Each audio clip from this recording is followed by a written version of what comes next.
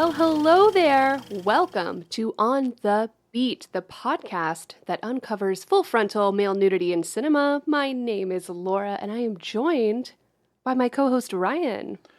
Hello. Ryan, this is the beginning, part 1 of our limited series that you actually came up with the name. No, I didn't. You did. I said it? Yeah, you came up with it. You're going to put this on me?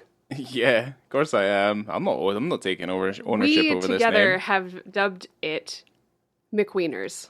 There's never going to be another filmmaker where we're able to use like such a clever pun.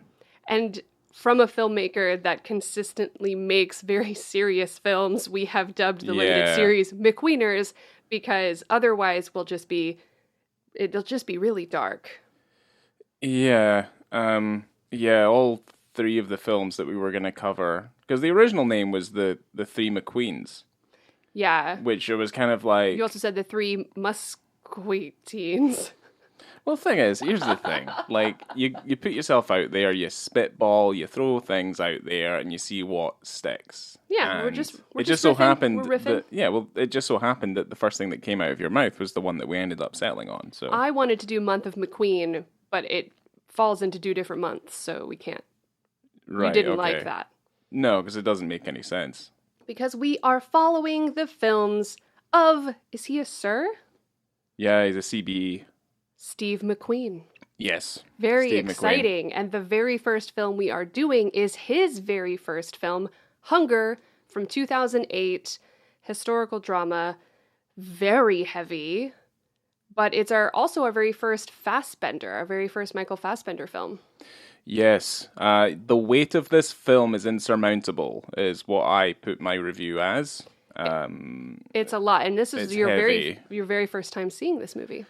Yeah, I don't know kind of how to structure, if I tell the story of my relationship to the work of Steve McQueen. Why don't we start with you telling us about Steve McQueen, because I know you've done your research. I did my research. I did, yeah. I went and put myself out there and did a bit of research. So, Sir Steve McQueen, CBE, he was knighted in 2020. I'll just put that out there just now.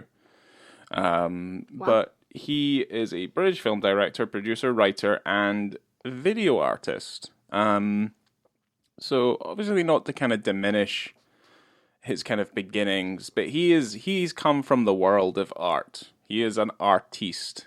He is an artist. Yes. He created art. He also won but he's also won the highest prize in art, which was the Turner Prize. So he's an accomplished artist. And he did start off his beginnings making video art installations. Okay. And some of these things I am familiar with. I'm not too sure if I'd seen any of them, but I thought I had. And I can't guarantee that I haven't. Okay. Or if I have. I have been to the Tate quite a few times. So let's just get into it. So just to give a kind of an example of like what his art was like, he did an exhibition commemorating British soldiers in Iraq. He presented their portraits as a sheet of stamps. So I guess there's quite a lot to unravel just in that premise alone. Stamps as in postage stamps? Yeah, I would assume so, yes. Okay. We're not going to go too heavy into like that sort of thing, but we'll carry on. But so let's say like when I talk about like a video art installation thing, I mean I talk about the work. I mean you might not have heard me talk about this, but I did a lot of art and stuff myself, like back in the day when I was studying. Bill Viola is another one that comes to mind who did a lot of video art installations. His stuff's very, very good, different than the likes of Steve McQueen's stuff. But very, very different, very interesting, very cool to find yourself in an environment that's been built by someone like that. So effectively, you've got images being screened and projected onto walls in an art installation space. And that's effectively why we aren't able to really watch any of these films now, is that they kind of live and breathe in the environment in which they were created in. So I guess you lose quite a lot of what those films were meant to be by just watching the images unfold on a TV set. Yeah, we searched high and low to try to find these short films effectively, but they are different than your traditional short films. Yeah, they're not short films in the sense that you would see from an established director now who's worked his way through the system, as Steve McQueen has not worked his way through the system. No, he's gone a totally different route, which I find fascinating. Yes, some people would maybe see that his route was unconventional, and others would see it as being an excuse to give him a hard time, as he's not gone through the system. But I would just say that it lends itself to his credit in that he's not a traditionalist, and certainly his films. And we'll focus more on Hunger, but his films in general don't feel particularly traditional.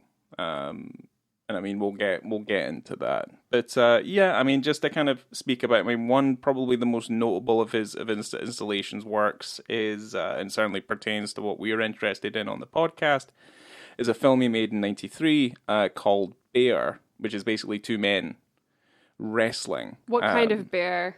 Are you talking about the bear? The growly bear. The growly bear? The grizzly bear. Well, it's spelled... Or bear as in naked. It's spelled like the animal. Let's put it that way. That's probably a better way of kind of going into it. Which is interesting because in the film Bear, as the animal, they are bare naked. Yes. Okay. Again, like, we've not watched it. I want to see it. Well, we kind of, like, this stuff kind of survives mostly in picture form. We're not able to find anything that shows it in motion. But basically, this was two naked men, one of which is McQueen. McQueen features himself in his art installations frequently. Okay. And these men, I think I mentioned, they're both naked, they're wrestling, and it's basically an installation that depicts two men kind of exchanging glances that could be construed as either flirtations or threatening.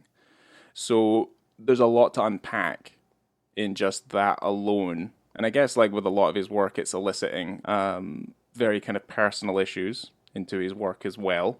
Certainly race issues. Okay.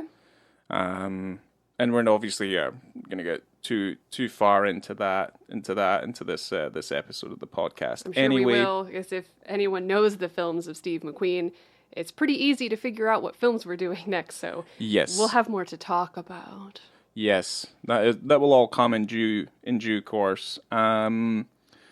But yeah, there's quite a long list of those art installations. If anyone was lucky enough to watch them, then good for you. I guess the only other one of note that I would put out there is a film called Deadpan, which is basically a restaging, and that was in '97. That's a restaging of a Buster Keaton stunt. It's also a Buster Keaton stunt that we've seen in in Jackass as well, where basically your actor, in this case it's McQueen, stands in a very specific spot as a building around him begins to collapse, but he is saved from being crushed by an open window on one of the walls. So very much in Buster Keaton's court, played for comedy. Without having seen it ourselves, I feel like there's again quite a lot of thematic concerns to unpack in a piece like that as well. Yeah, probably far more than there are to unpack in a Jackass stunt. No. But yeah, anyone familiar with that? That's what you would. That's kind of what we're depicting there. But like I say, I think you can do your own homework there, and you can have a look and see if you can find any of his stuff. The list of those shorts is actually quite long. If you find them, send us a link, please. Yeah. I want to see. Or if not, if there's a package available where we're able to watch them on a DVD or something, or purchase that would be fantastic, because we've not been able to find it. But yeah, we would purchase. Yeah, as you have mentioned, this Hunger is his directorial debut, I guess, for like his narrative, like his branch into narrative feature filmmaking. Yeah, because as much as I would say like his art installation stuff, and I'm assuming he's made some short fiction stuff as well, because I kind of feel like you would probably need to, but I've not been able to find any of it. His stuff is relatively, it lives and breathes in the medium that it was created in, so I'm not too sure where that would be. But yeah, Hunger is his directorial debut in 2008. That's right. Yeah, and just we'll run it all off because this is the only time I'll be doing his filmography over the preceding weeks. But Hunger 2008, Shame came out in 2011, and 12 Years a Slave came out in 2013, which is obviously his big award winner, and Widows in 2018, and just obviously for posterity, he also created Small Axe, which was a bunch of short films. Yeah, a limited series that's on Prime. Yeah, that was in 2020, and there's also another TV show here that he's involved with called Uprising in 2021, and I'm not too sure what that is. I wasn't too sure. He does have another film in the works, but I can't remember the title of it just now. Didn't think it was important. Well, we've got a few episodes to unpack that, so yeah, eventually. Yeah. This is the stuff that he has out, and we're starting from the very, very beginning. But I think overall he's a fascinating filmmaker with an interesting background, an unconventional filmmaking background, but it all lends to the credit of his ability as a filmmaker, his vision, and I guess the way that he approaches things differently. He's definitely up there with, I guess, like the directors that I admire a bit more. They have a very direct vision. They know exactly what they want and what they're going to do, and there's never usually any leeway or change in that feeling or fluidity of direction, basically. And I think Hunger's a really good example of that. So let me give you the synopsis of this film that I pulled from Letterboxd. The story of Bobby Sands, the IRA member who led the 1981 hunger strike in which Republican prisoners tried to win political status. It dramatizes events in the Maze prison in the 6 weeks prior to Sands' death. Which is an interesting way of putting that synopsis, because although it does tell a story of Bobby Sands, I don't know if it's necessarily... I would like to call the film's story more like an overview. Yeah, it's a what's feeling. Going on. Yeah, it's kind of an like immersive feeling. The thing is, I mean, I'm from Scotland, and I grew up, certainly my early years, I grew up during that time, and I've also worked with, let's say, veterans who fought in that conflict. And the certain, the certain things that they had to do in their daily lives that obviously changed irrevocably as being involved in that conflict. But, I think we were coming into this episode, and this was one of the few times I was concerned about what we covered in this episode because of how heavy the subject matter is. Yeah. But I guess that's also the same conundrum they tackled as they were trying to make this film. But I guess the way I've always kind of looked at it is that this is an important story. I think it's a very important story to tell. I think it's a very important story to be, I guess, part of the immortalization that cinema brings to depicting historical events, Right. Is that it'll live forever, even though it's effectively an artistic, and I don't know how much of it is fictionalized for dramatic effect. I mean, we're really going to bury ourselves into this anyway, so I kind of don't really know in what regard, because to me it feels very raw, and the film itself is very unflinching, and it's incredibly dense. Yes. And it's only an hour and a half, and it's just like, Jesus, it's incredibly thick. And it really kind of tells its story in a unique way where it does not draw out of you sympathy for anybody. Yeah, weirdly enough, it's almost, you don't have sympathy for anybody. No. Not even Fassbender. Nobody. No, because you're wrapped up in the conviction of these characters. Yeah. And what they are going through and it's an incredibly emotional film. Like, I found myself getting a little bit upset near towards the end of it because, you are dealing quite heavily with, it feels very real and tangible, but it also very much at the heart of it is dealing with humanity and, Yes. how we cling on to those things that make us feel human. Yeah, absolutely. I wanted to throw out the tagline before we go too deep. Yeah. An odyssey in which the smallest gestures become epic, and when the body is the last resource for protest.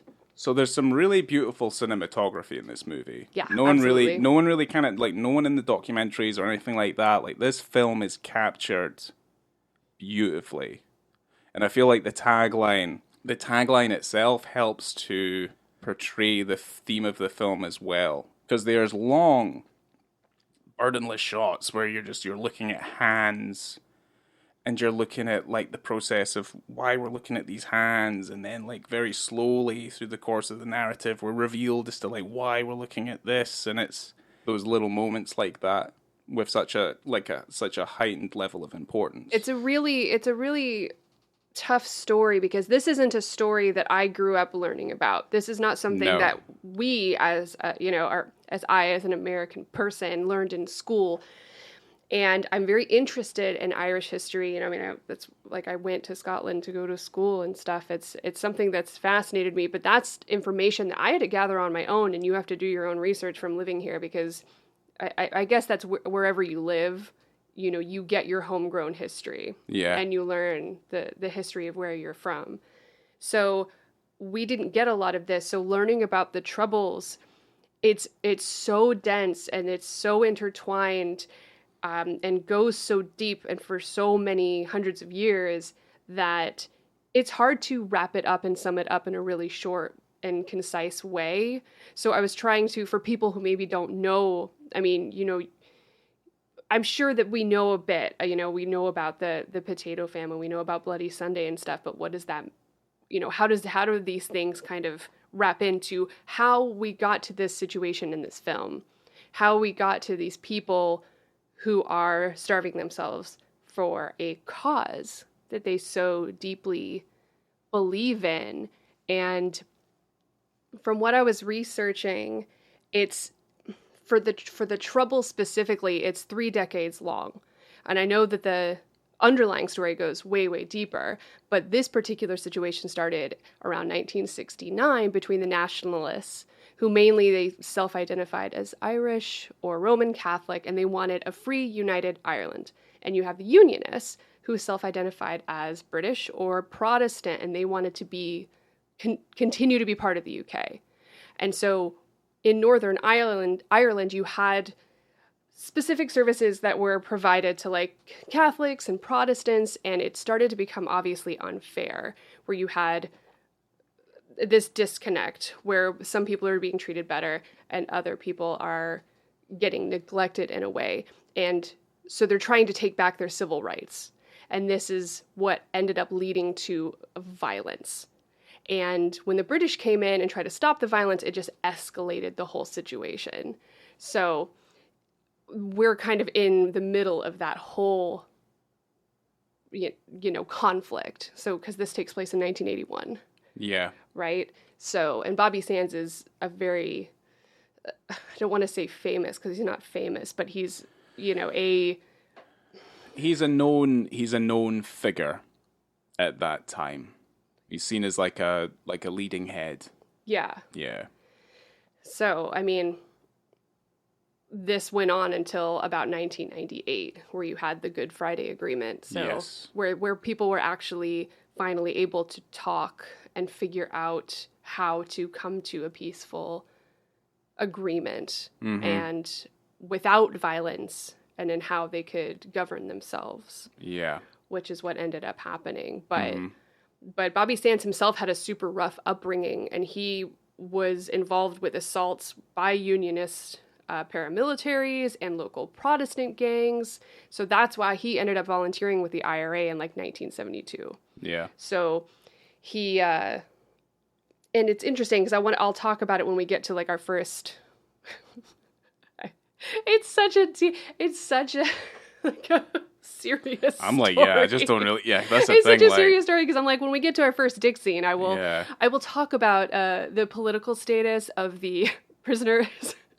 It's so messed up. yeah, it's kind of rough. It's I a think- hard one. It's a hard one, but it was gonna happen anyway. Yeah, In what our podcast is, and I do like to make jokes and I do like to make things funny, and I'm probably gonna laugh. yeah. Just that's how I am. Because the thing is, like, eventually we're gonna cover like Schindler's List. Absolutely. We're gonna cover we had to get Come and See. Like, we're gonna cover a bunch of films that there is no way in hell like we can never like amuse ourselves with what we're watching no. because of the films achieve very well their goal. Yeah, absolutely. Because they tell the story in an unflinching manner, the way that it's meant to be seen. And the way that we categorize full frontal in cinema, we will always find these types of films where it is gritty, it is dark, vulnerable, unflinching scenes. Yeah. And obviously, Steve McQueen did not want to shy away from the horrors and the inhumanity in this situation, which is why we get it, why we get that in this film. Mm-hmm. But it's funny. But yeah, I did kind of want to talk a little bit more about history during this one because we don't have jokes. No, we and don't also, have jokes. Yeah, also I think we'll cover the dick scenes. But I guess for the rest of it, that's kind of up to you to watch it because there's there's no amount of commentary that I feel personally I can add to it. It feels like conjecture. It feels irrelevant if I add any extra commentary to what's being depicted in the film. I think the film does a fantastic job of depicting. Well, it's. I just wanted to explain a little bit more about the history of the situation because, especially for me, who even I studied history, and that was a part of my degree, and I study it for fun, and these are still things that it's hard to comprehend, growing up in America. These aren't things that you're taught or that we learned about. So I know that there's probably quite a few people that didn't grow up where you did that don't know the story. And I mean I'm telling a crappy version of this story. I know that someone could probably do it much better than me, but it's just I'm doing my best. It's such a like you've already added. It's such a there's a lot to unravel there. I would suggest that because this isn't the first time we brought up the Troubles or the IRA in either one of our podcasts. Funnily enough, yeah, because I think wasn't there two other films that we've done that involved the IRA? The Crying Game. We did the Crying Game. That involves them directly. Yeah. But for the most part, there's people who are in the IRA who don't really give any credit to that film whatsoever. It's just that it's a drama. Right, but no, the other thing we brought up was Alan Clark's film Elephant. Okay, so we haven't done it. So it was just one other film so far. But yeah, well, that was a TV movie that Danny Boyle produced. That's why we brought it up. Okay. But I think I like that film fair amount. But no. But this movie isn't about the Troubles. No. But no. it's I directly connected with it, obviously, but this is a personal, very human story about, I don't know, inhumanity. I know, like you're explaining, like the history behind the the situation and what we're seeing depicted in the film and stuff like that. And maybe people will be like, well, why, what have you got to say about it and things. What do you have to say about it? Well, end of the day, I tend to keep quiet about things like that. Certainly stuff that I felt like I kind of, I grew up around. Not whether, like, I wasn't involved, but it was around, it was very much a very kind of present conflict when I was growing up. But, like, I guess, like, as I've gotten older, and I guess there's a lot of people out there who probably should learn this little bit of advice, but I tend to keep my mouth shut as I realize the brevity of that situation, or any situation. I think you should. Okay. I think you should just, like, appreciate how deep it goes, and that sometimes you don't need to say anything about it. But I mean, in terms of Thatcher, Of the villain of the piece. The villain? Yeah. But, like, I've always kind of said this in regards to Thatcher, but the only reason I'd ever believe in religion would be to affirm that Thatcher is in hell.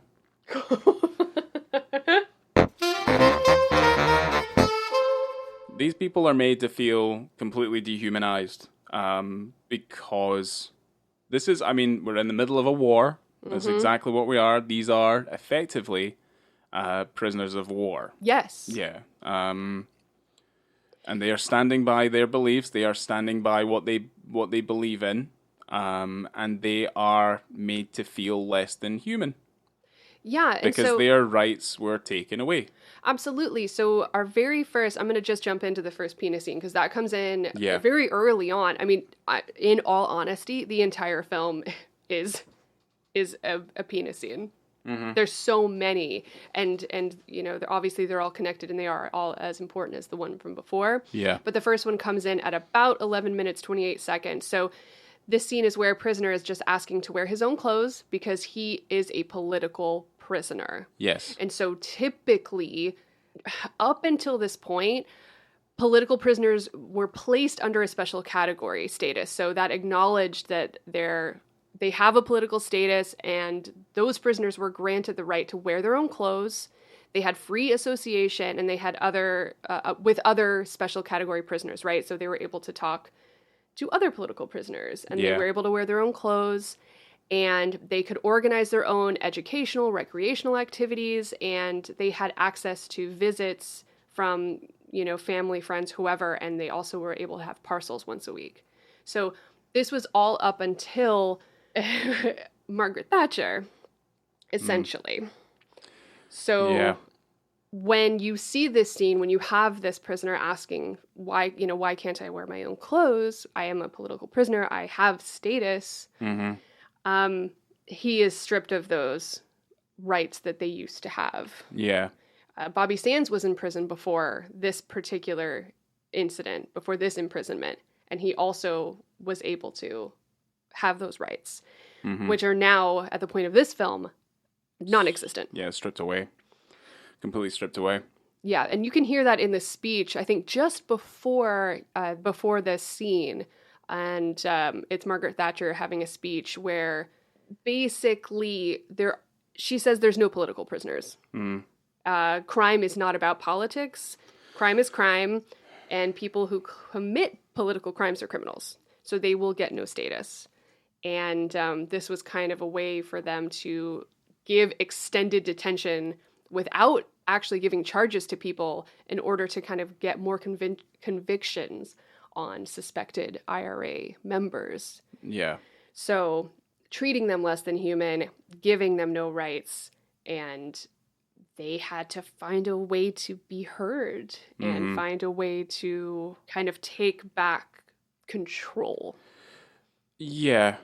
Because you don't have, right? Like they have no control over anything except themselves. Well, they don't have any control of the outside situation. No, they don't. They are getting information fed to them as they're in the prison. But I would say that because of the protests and the way that they'd done the protests before, they found that they just were not working. So they're battering their heads against a brick wall, effectively. Because it was a blanket dirty protest that they were doing at the time when this first prisoner comes in. No wash blanket protest. Oh, the no wash blanket. Yeah. So they were refusing to wear the prison garb, and they said, well, we're going to go naked or we're going to wear the blankets. Yeah. We're not doing that. They don't want to be put in this uniform as a prisoner because that's not what they believed that they were there for. No. And they wouldn't wash, so they weren't washing themselves. Mm-hmm. I guess when we follow the first, I mean, he's the first prisoner we see. Yeah, and he is our main character for a third of the film. Yeah, because the beginning of the movie is focused on the guard and his, I can't remember the guard's name, but we focus on the guard's daily routine, effectively, when he gets up in the morning and he goes in. The one thing I did, obviously I didn't like it, but I appreciated its inclusion in the movie, was the fact that just before he goes to drive in his car, he looks under his car to see if a bomb's been placed there. He's looking up and down the street to make sure it's quiet because these people are targets.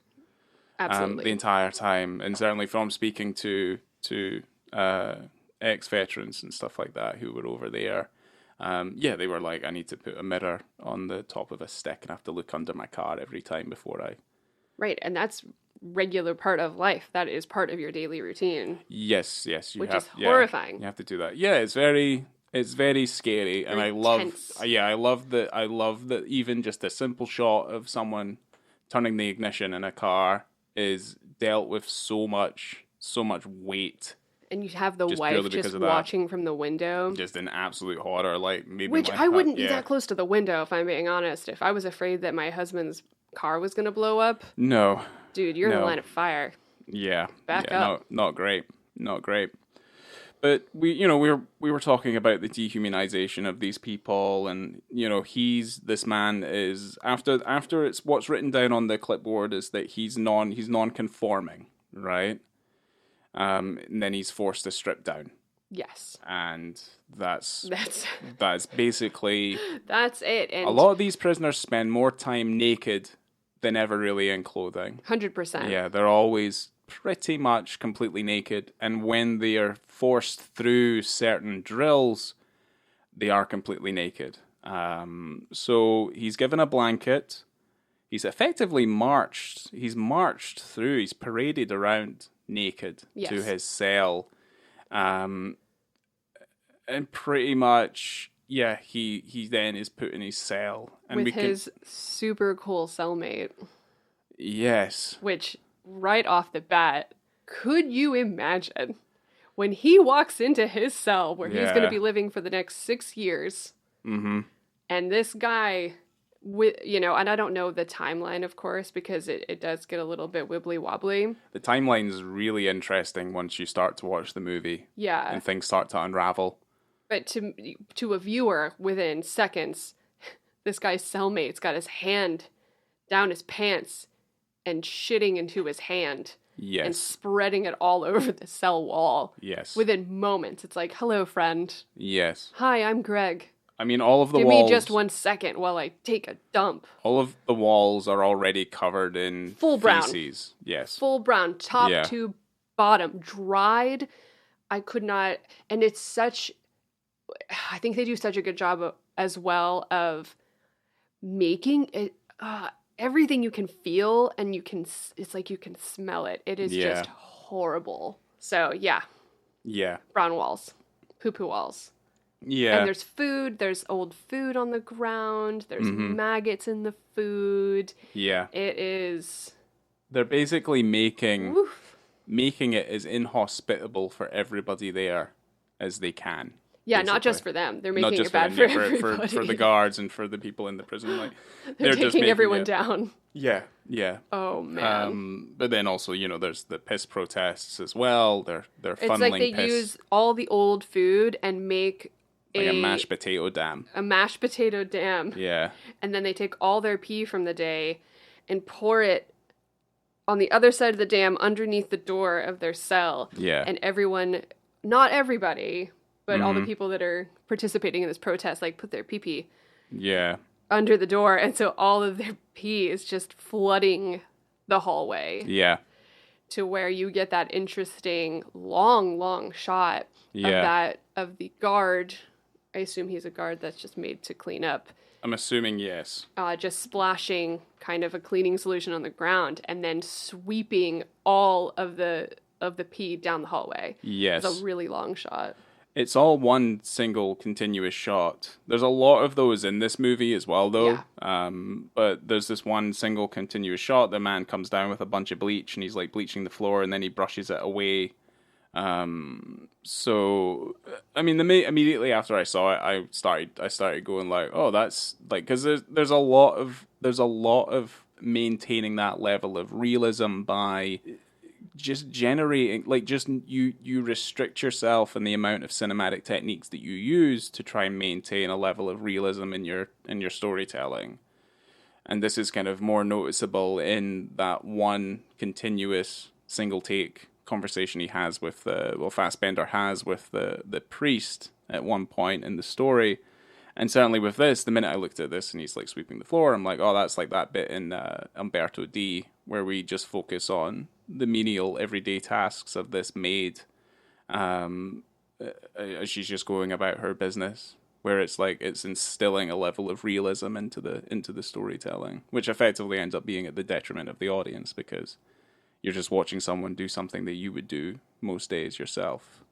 It's almost just giving you like a quiet little break because the film is so relentless. So relentless. So you just are watching, almost in a soothing way, this guy clean piss off the floor. Just for a moment, just for a few moments until absolute hell breaks loose again. Yeah. As it does. Mm-hmm. So there is, at about 20 minutes, 30 seconds, my times are all kind of, I guess times are always different wherever you watch the film, but you know how it goes. But this is the second penis scene where our first character that we are basically introduced to, our first prisoner that we're introduced to. The first two prisoners we're introduced to. Yeah, the poo-poo one and then the new prisoner. Yes. Also, I will point out, they are not the only people who are covering the walls. No, everyone's doing it. Everyone's taking part in it. Yeah, because they're all a part of this protest. Yes. But they're going into, it's a visitation day. So they are actually getting dressed, putting on clothes. Yeah. But I don't want to call him poo-poo prisoner. I know he has a name. But he's taking his trousers that he was given and he's ripping a hole in it's like in the crotch area of the trousers. Uh-huh. Don't know what he's doing that for, but they also, the original prisoner had written a note. Yes. And he'd put it in his mouth, I believe. Yeah, he kind of like shoved it. Very tiny, wrapped up really, really, really small. And they seem to be writing on pages of the Bible. I'm assuming they're being given Bibles that are in their cells. Right. So I think they're writing on the thin bits of paper that are in those Bibles. So they're trying to find ways to communicate with the outside world and get notice out, and then for their friends and family to bring them news as well. Yeah. But you have to be really careful about it. Yes. But that's our second scene. So them, just kind of wide shot. They're just getting dressed. They're getting dressed. So you see everything as it's all completely wide. But yeah, no, they're dressing effectively, simply. They're dressing for visitation, and what you do witness is that they're just swapping contraband from their relatives between their separate orifices. Yes. That's the nicest way of putting it, really. Yeah, the poo prisoner ends up getting some sort of radio, right? Isn't that what he gets from his wife, girlfriend, friend? Yeah, she had it hidden inside her, and then he hides it inside himself using the in her hole. Private pocket, and then he put it inside his private pocket. Yes, because that's why he put the hole in his crotch, because it was easier. He's very familiar with his butt, so he knows what he's doing. So I'm assuming he's been the delegated hider, I suppose, if that's the way that's going to be. Do you remember that scene when those two prisoners are back in their cell and the guy pulls out a picture? He unfolds a picture of his girlfriend, I assume. Oh, yeah. And you see the cell. It's the same cell with the poo walls. And he, bless his heart. The maggots squirming between his friend's fingers. You can smell the room. You can smell that place from your living room. And maggots on the floor, old food, piss everywhere, poo-poo walls. And the guy starts masturbating. Yeah. Bless his heart. Yes. There's some spark left in him. Yeah. After all of this. He's a champion. I was flabbergasted. Yeah. So at about 28 minutes, 22 seconds, this is when we finally see Michael Fassbender. Yeah, we're introduced to... 1/3 of the way into the film. Mm-hmm. We see Bobby Sands. We see Fassbender as the guards are dragging him forcefully and violently from his cell to clean him up. And they're doing it to everyone. No, they're doing it to everyone, but this is when we finally meet him, because it is time to pressure wash those poop walls, to cut their hair. This is where the timeline and our focus starts to shift. Yeah. So what we've seen so far, we see some of it repeat, but from a slightly different perspective. Or certainly our focus shifts from the two prisoners that we've been quite intimate with already, to then obviously shifting our perspective to Bobby Sands, who is the remainder of the focus in this film. Correct. Obviously quite importantly, as he is the one who goes on a hunger strike and sees it through to the end. So this is where I kind of see, I'm like, you know what, this film is very, very clever in what it does. Ooh, And do like, tell. and just like how, well, the thing is like it repeats certain moments. Like one of the first shots we see in the movie is the guard with his bloody hands in the sink. We see this again and we see why his hands were bloody.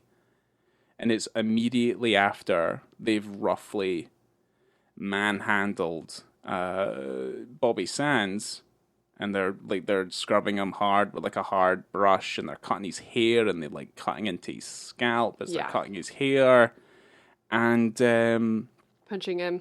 Well, the thing is like it just because of the way that the shots have worked and the order in which they put them in, it just, again, this film is all about depicting the emotional weight and the images that it captures, which is something that I just think this film does very, very well. And to say like, okay, this is a conventional way of telling the story, it is no less emotional than it probably holds a candle to films that are done in a more traditional way. Yeah, this is not a traditional telling of a story. No, but it still holds so much emotional weight. Maybe more so. Yeah. Maybe more so. Yeah, that is a one of those scenes where you have a physical reaction to what's happening. I mean, you do most of the time, especially when things get quite violent, and these men are naked and incredibly. I don't want to say that they're vulnerable, because that's not who these men are. You know what I mean? But no. But they're in a vulnerable position where they are naked and they are hungry and they've been abused and neglected, and they still hold strong to what they're believing in. But they're soldiers. Yeah. They're soldiers, and end of the day, like, first and foremost, they are soldiers. They are fighting every day. Every moment they are fighting against they might not be in the field, but they are still soldiers, and they are fighting every day against a common enemy. So them dragging him out of his cell and all the things that we'd mentioned is rough, and they have him in the water. They're pressing him under the water in the bath, scrubbing him with that awful broom, and it is it's awful, but they're doing it to everyone down the block. Yeah.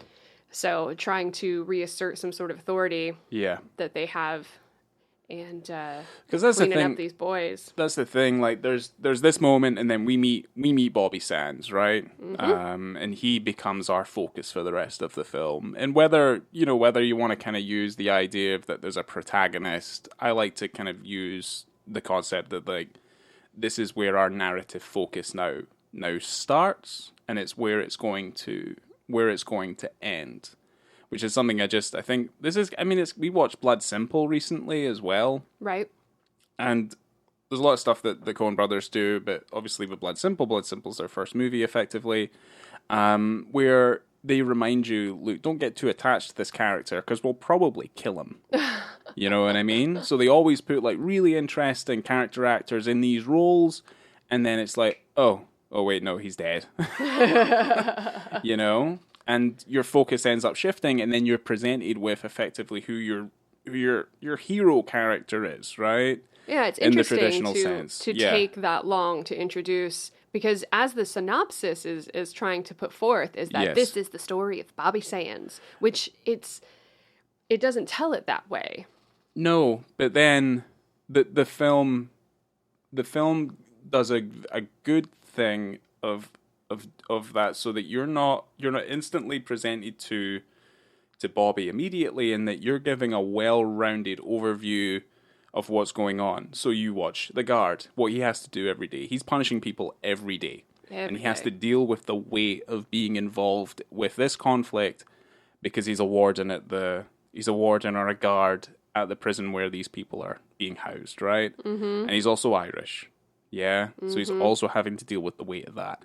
And then we meet prisoners who are, being introduced into the prison. So we get to see this gradual makeup and this gradual kind of progression of how there's these people, these people, and these people, and this is how this kind of works out. And then we finally see, okay, here's the abuse, here's the beatings, here's the illicit searches, here's the strip searches. I mean, there's that horrible bit with the riot cops and their 39 shields. minutes. I believe this is about 39 minutes into the film. Yeah. Where they do call in the riot squad, and they're hyping themselves up to do what they're about to do. Yes.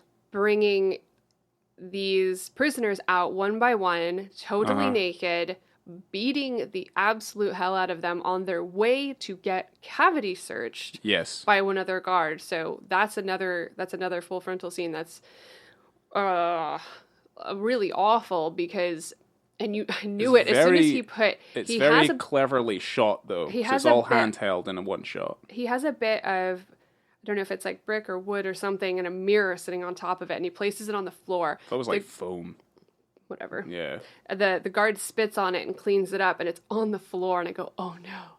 And I've seen this movie before, but I forgot this part because, and you were like, what is that? What do you mean? Oh no! I'm like, they're gonna be searching someone from underneath. Mm-hmm.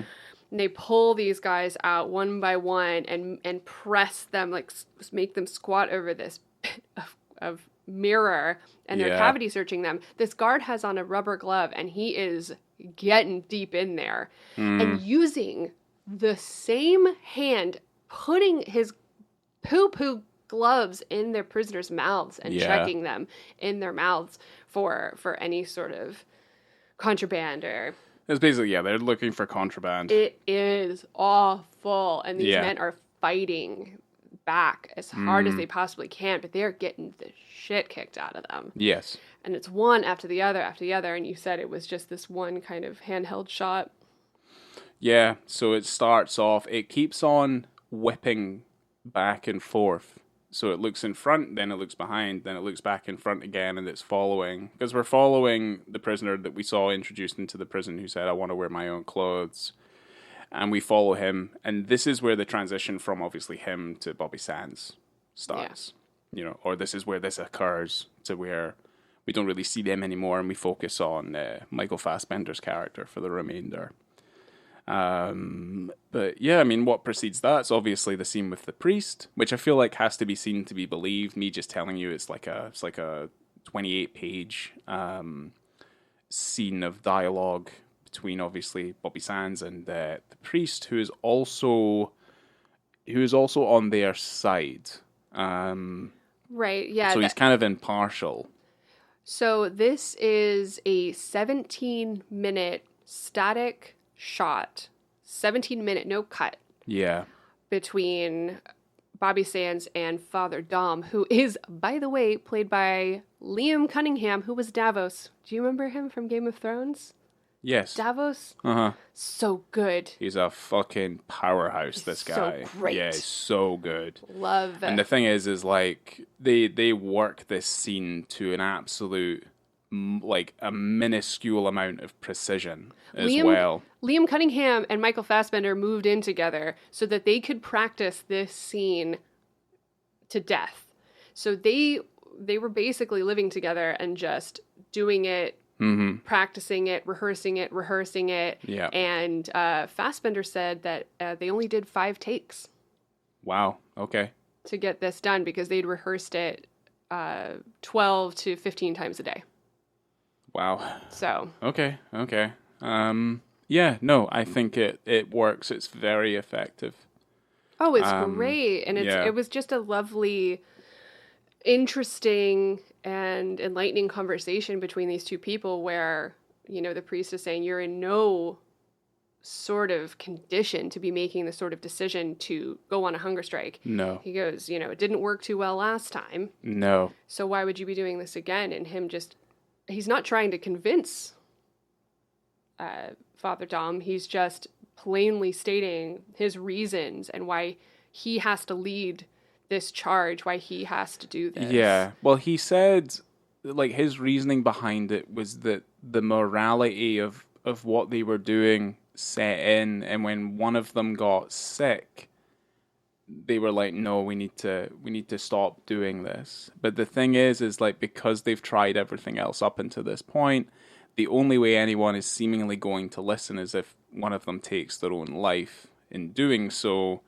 And they obviously set up this plan where, like, one person will start and then 2 weeks later someone else will start, and then they'll start this domino effect. So effectively the way they see it is that people will be dropping like flies over the course of months, even years. And obviously Bobby Sand is going to be leading the charge on that. Oh my God, honestly, we were talking, well, we weren't talking a lot during the movie. No. But when he said that they had 75 other members that were going to, that volunteered for the hunger strike, and I said, my God, I'd be like, can I please be in the 70s? Give me number 75. I do not want to be the first. Yeah. The thing is though, and Jesus. I will say this, like, you're talking about wanting to be one of the last. I mean, because you never get there. Well, I mean, these men are very courageous, is all I'm going to say. Oh my God, of course. I'm trying to make one joke. Yeah. Because it sucks. We can't really make any jokes. But the thing is like, they're very courageous, these men who went through what they did for their cause, you know? Oh, I'm not saying anything other than that. Yeah. But it is, yeah, this is where... This is one of the few scenes as well, and it's so good. And this is one of the few scenes as well where you get to extrapolate a lot of the information about the current climate and what's going on, obviously outside of the prison, and also kind of like their thoughts and their feelings, because you know they're prisoners, you know they're protesting, you know they're doing this, but you really need to get a good understanding as to just like, from their own level, like, why they're doing what they're doing. Right. And he does a very good job of explaining it, and there's this back and forth, and then obviously he tells that story about when he was a kid and how he was treated unfairly when he was a kid, because he wasn't from Belfast, he wasn't Northern Irish, you know. And it's like there's the story of the dough and all this sort of thing, and It's just really, really well put together, and 100% could see that done in a theater class. Yes. I mean, like I say, scene. That's the first time I'd ever seen that, and I would be like, that's rivaling any good piece of theater. Just seeing that. Oh, for sure. Yeah, it's insanely good. I'm just gonna turn my page. Flip. But yeah, after the scene with the priest, it's the hunger strike, and we see it. Man, it goes fast. It goes, well, what do you mean in terms of time? Or are you talking about like his deterioration? Yeah, well, obviously he would deteriorate very fast, but it does in the film. It also kind of happens fast. The movie's not very long. No. Just to see it go the way it goes, it feels very fast to me. So I mean, I would probably disagree there. And I guess, because obviously it's the first time seeing it, it looks excruciating. Oh, yeah. You know, because it goes through every single little individual detail, from like the bed sores, his protrusions from the skin, like illnesses, his convulsions. He starts to hallucinate, he starts to see himself as a young boy. And then this is where you see a lot of that juxtaposed juxtaposed.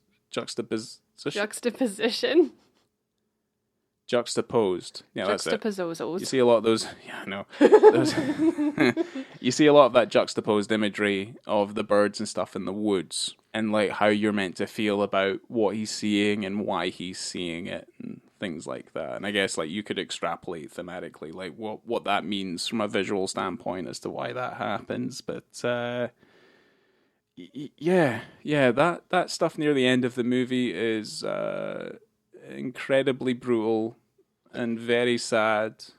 It is. That the whole, I mean, y'all have watched this movie, so you know going in. And if you haven't, what are you doing? Stop now, because I'm going to tell you We've already the end of the ruined film. it. Yeah, it's ruined.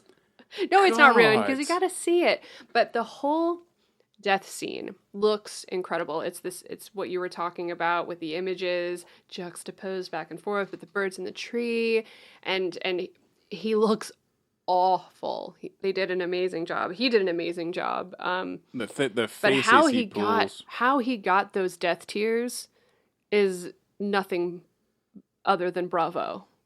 Genuinely. I mean, His death mask is fucking haunting. it is nightmare inducing. Yeah. I mean, I'm like, he looks dead. It's on par with It is it's on par with incredible. the close-ups in Come and See, which you've not seen. No. And that film is probably the scariest non-horror film I've ever seen.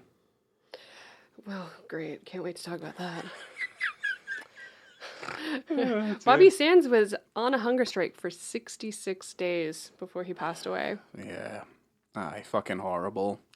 And like I think there's interviews and stuff with the cast and crew. We watched a bunch of like making of stuff, and some of the interviews we've got on the DVD that we watched, they're very long, like 40 minutes long. But some of the little excerpts that they came in with was Steve McQueen recites seeing that stuff on the news originally.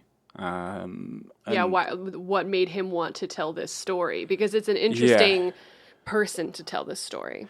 Yes. The background to the making of this movie, I think, is quite interesting. It's also beguiling as well. But I also feel like the film's story is important story to tell. But he recites like seeing the news broadcast, and they talk about Bobby Sands, and obviously if it's being broadcast on British TV, these men will be seen as the villains. They will be seen to the contrary, and they are the enemy, right? That's how they're going to be depicted in the media. But he was like, "Oh, what's that number next to his name?" And they say that was the number of days he was on hunger strike for. So it's almost as if they were following each of these men and putting their number of days they were still on hunger strike for. Yeah, because as a little boy, you wouldn't know what was going on, and he'd said, "I thought that was how old they were." Certainly not as an 11-year-old. No, it'd be very difficult to understand, and certainly, yeah. I mean, there's a lot of things that as you grow older, you wish you've understood them more fully. But as you do get older, it does end up becoming even more tragic, and it beggars belief. It's interesting how he said that the thought of a hunger strike and that entire situation related to him as a child. I find it interesting that he felt a relation to this because he said that the only power that he had over his parents was to refrain from eating. Yeah. And he felt a weird kind of connection with him as a child to these men who are putting their lives on the line. Yes.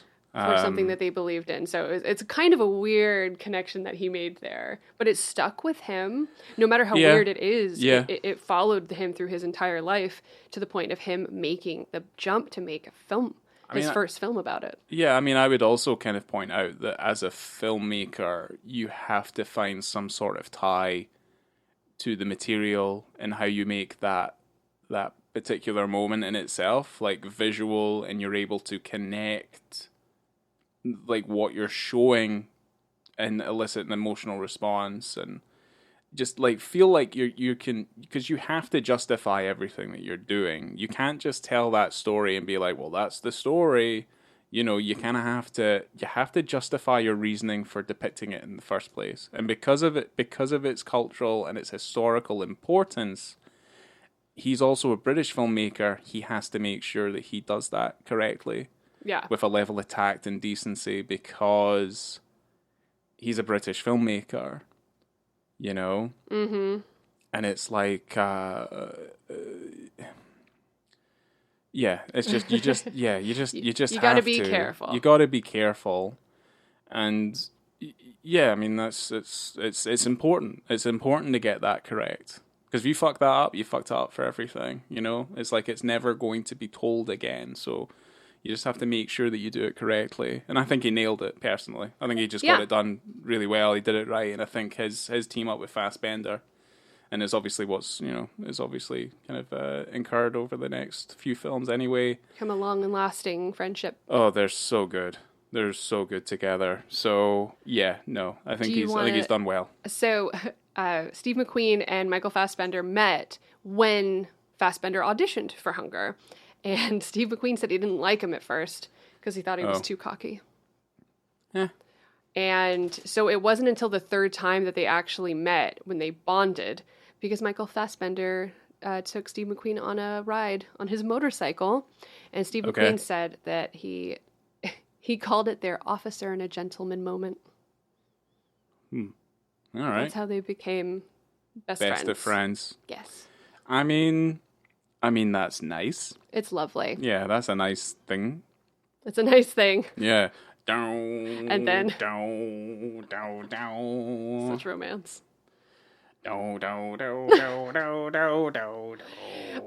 So I wanted to throw a little couple things at you before we gave our final ratings. Yeah. And wrap this bad boy up. That's okay.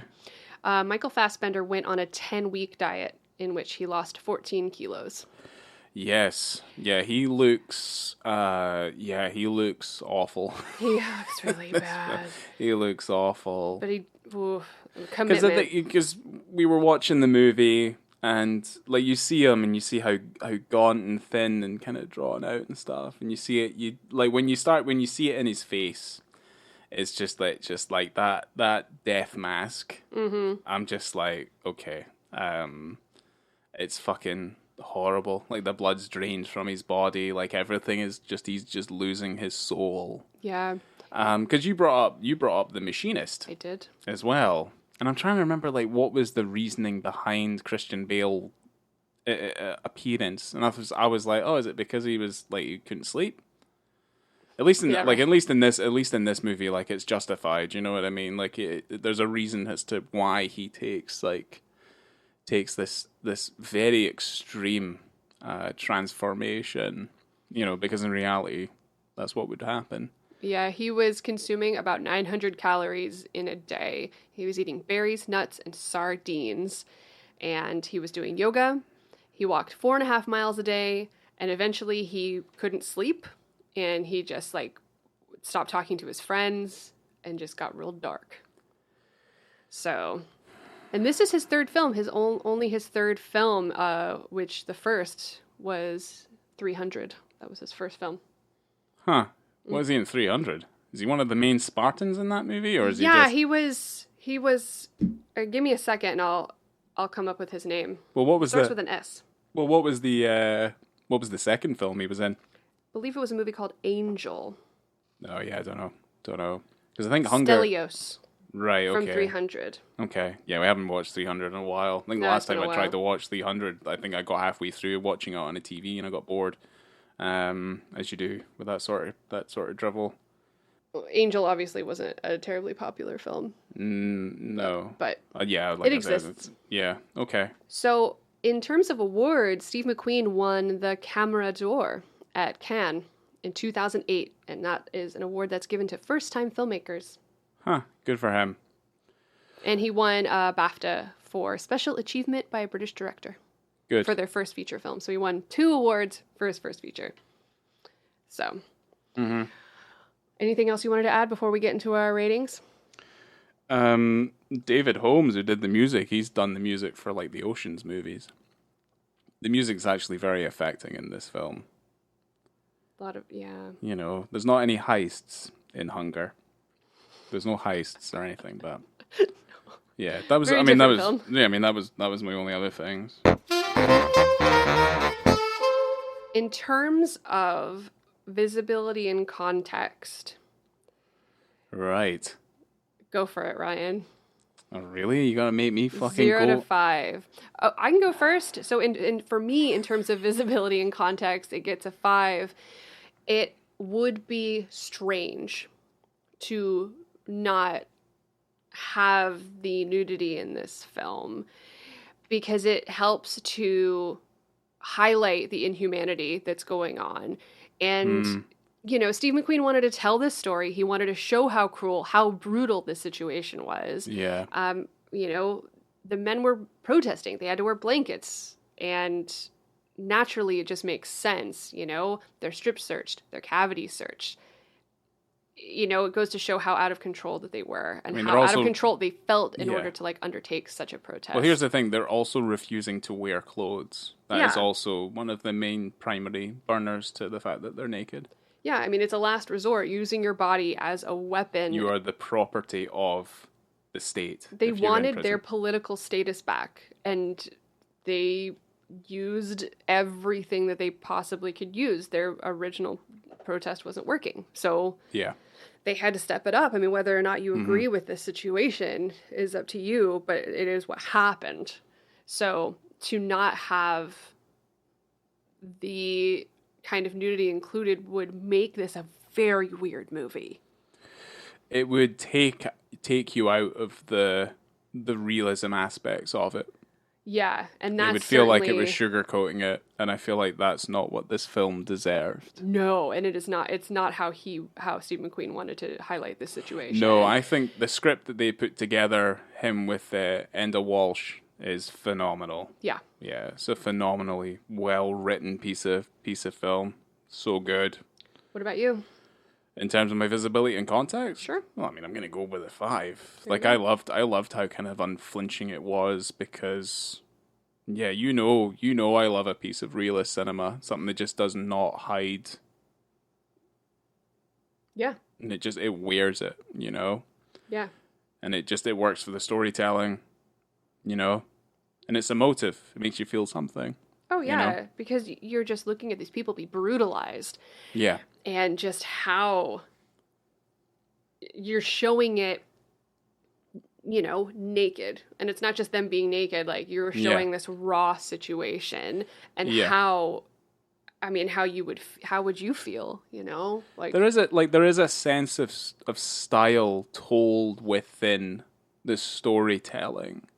And whether or not, you either fall on the fence of just, we'll tell the story, don't, pander to certain artistic decisions that I feel like are made. But I feel like those artistic decisions lend themselves to the very core values that are in the story, I like how we're led through this story. Yes, I love how it flips on its head a little bit as well by the time our perspective changes and what we're seeing. And... I feel like Sweet Steve just puts his hand out and I take his hand. Yes. And he takes me.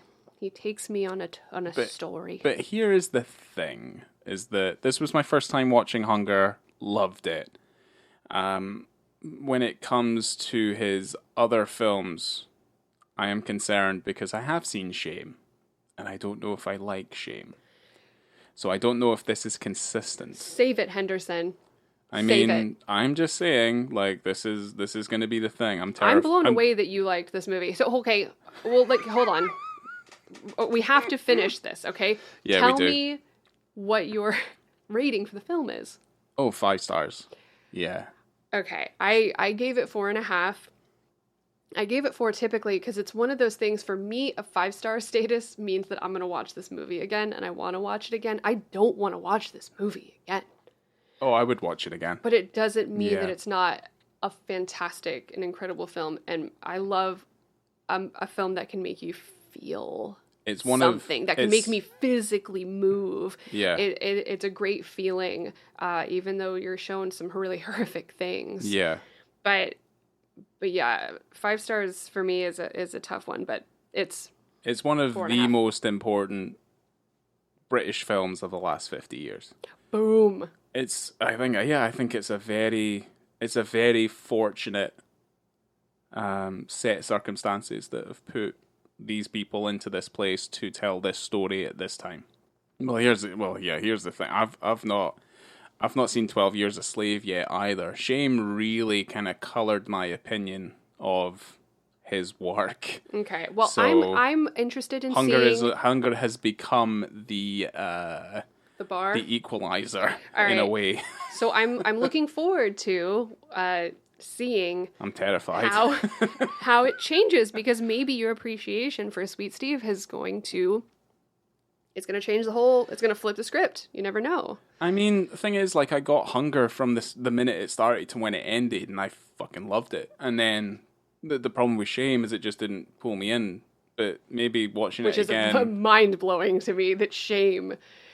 Oh... Okay, stop talking about Shame. We're not talking about Shame right now. All right. We're talking about Hunger. Yeah. And yeah, that's our rating. This is it. If you guys ever want to see what we're watching, you can go. We have all the links on our Instagram to our Letterboxd pages if you're ever just curious. You probably get some insight into what we're doing next. Yeah. A little hint on our Letterboxd page. And obviously, you can follow us on social media, because that is where you're going to find out what movie we're doing next. Obviously, in this limited series we're doing of McQueeners, pretty obvious what we're doing next. And pretty obvious what we're doing after that. So yeah, it's not got a vast filmography, so obviously you kind of understand that we're only going to be covering so many of his films. Yeah. To watch them in a weekend. So there's that. And with that being said... coming to you from a very comfortable place, and thank God it's not the Maze prison, I have been Laura. And I've been Ryan. Thanks, guys. Just get ready. Get tucked in. McQueeners, it's happening. Yeah, get tucked in. It's going to get more uncomfortable from here. Sure is. Bye-bye. Bye.